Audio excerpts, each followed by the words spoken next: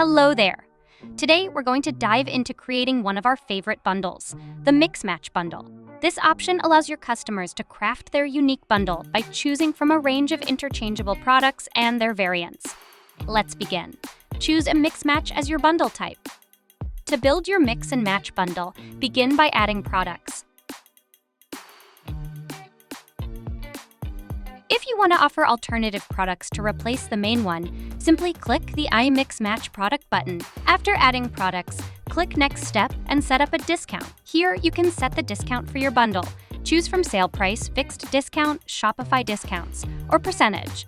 You can also customize discounts for each product in the bundle. Now, let's add some details for your bundle.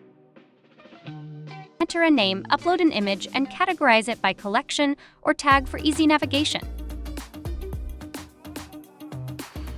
Check individual widget settings where you can set up widget title and description, comparing it price expiration period, and more.